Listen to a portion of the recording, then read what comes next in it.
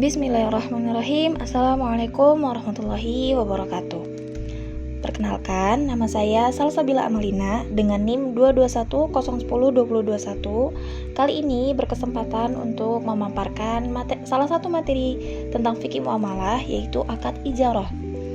Video ini dibuat untuk memenuhi tugas pengganti UTS untuk mata kuliah fikih muamalah 2 bersama dosen pengampu kami, Dr. Zulkarnain Muhammad Ali, MSI. Langsung saja kita masuk ke materinya. Apa itu ijarah? Ijarah adalah akad pemindahan hak atas barang atau jasa tanpa diikuti dengan pemindahan kepemilikan atau ownership ataupun milkiyah atas barang itu sendiri melalui pembayaran sewa atau upah.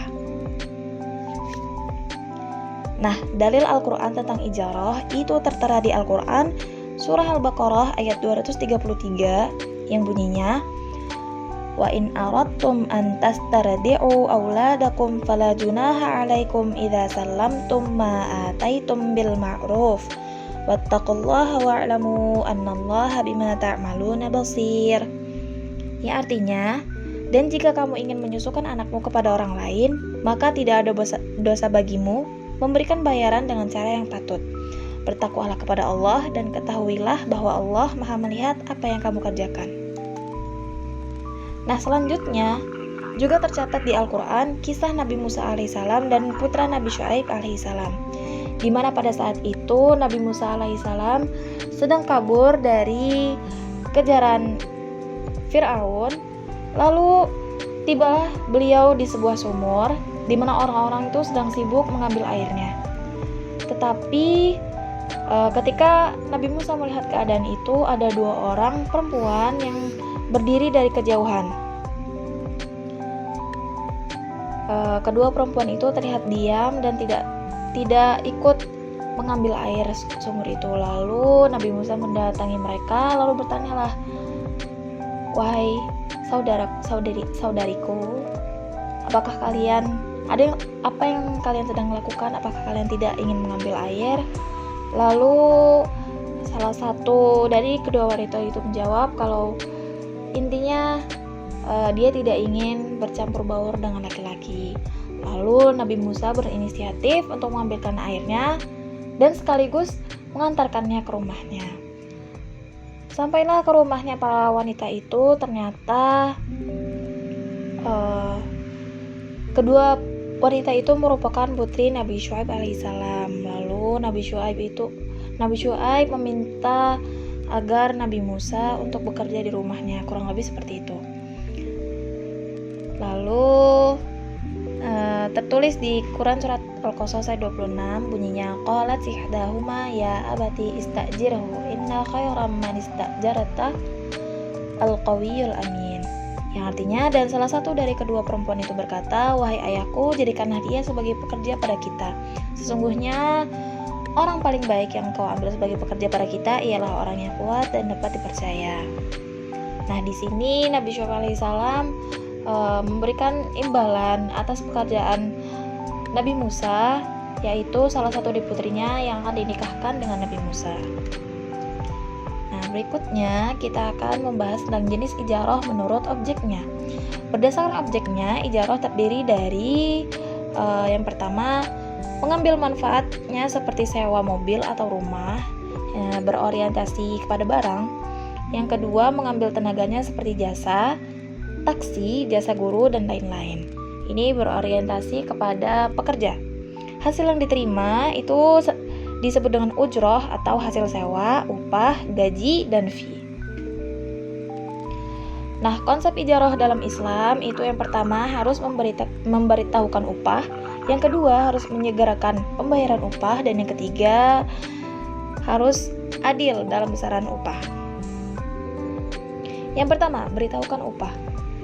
Man istajara ajiran falyu'allimhu ajrahu. Barang siapa yang mempekerjakan pekerja, beritahukanlah upahnya. Hadis riwayat Baihaqi.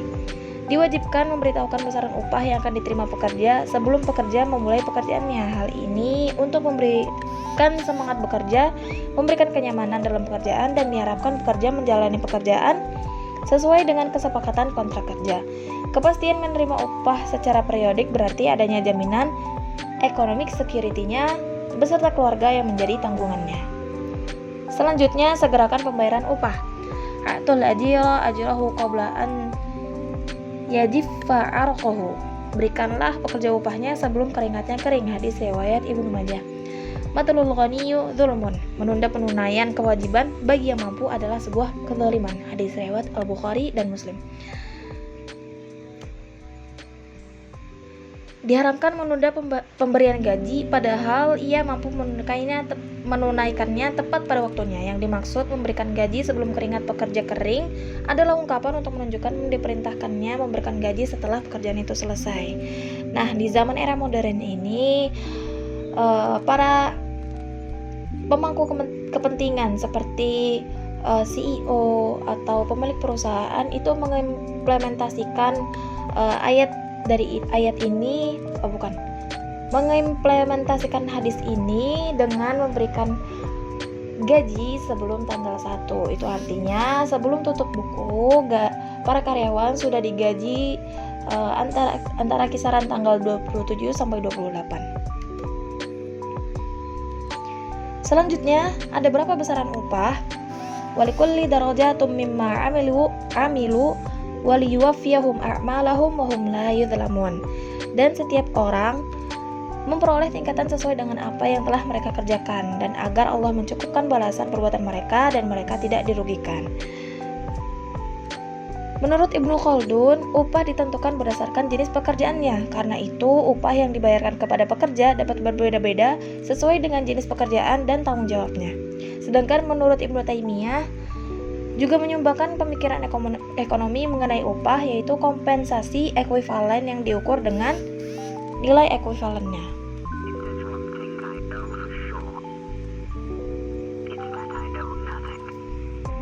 Nah, selanjutnya kita akan membahas rukun ijarah. Ada apa aja rukun ijarah? Yang pertama adalah penyewa atau mustajir, yang kedua adalah pemberi sewa atau muajir, yang ketiga objek sewa atau makjur. Itu bisa berupa rumah ataupun bisa berupa pekerjaan, karena menurut pembagian ijarah yang merupakan ijarah berupa barang maupun ijarah berupa pekerjaan. Yang keempat adalah harga sewa atau ujroh. Kalau misalkan kita beli rumah, itu bisa harga sewanya ditentukan di awal 27 per tahun atau bagaimana. Pekerjaan juga seperti itu, diberitahukan kepada pekerjaannya di awal, bisa 5 juta per bulan atau yang lainnya. Yang kelima adalah manfaat sewa, yaitu seperti tempat tinggal, tenaga kerja, dan lain-lain. Yang keenam adalah ijab qabul atau silqat. Kalau misalkan kita menerapkan pada ijarah barang, maka itu berupa kontrak. Kalau misalkan kita menerapkan pada ijarah pekerjaan, itu berupa SK. Nah, jenis-jenis ijarah itu ada 5. Yang pertama, a'mal atau ashkhas, adalah akad sewa atas jasa atau pekerjaan seseorang. Artinya, ijarah digunakan untuk memperoleh jasa dari seseorang dengan membayar upah atas jasa tersebut. Contohnya, pembantu rumah tangga, guru, karyawan, tukang jahit, supir, dan lain-lain. Nah, yang kedua adalah ijarah ain atau ijarah a'la al-a'yan, adalah akad sewa atas manfaat barang. Nah, ini mutlaqah, ijarah yang sesungguhnya. Ijarah yang digunakan untuk penyewaan aset dengan tujuan untuk mengambil manfaat dari aset.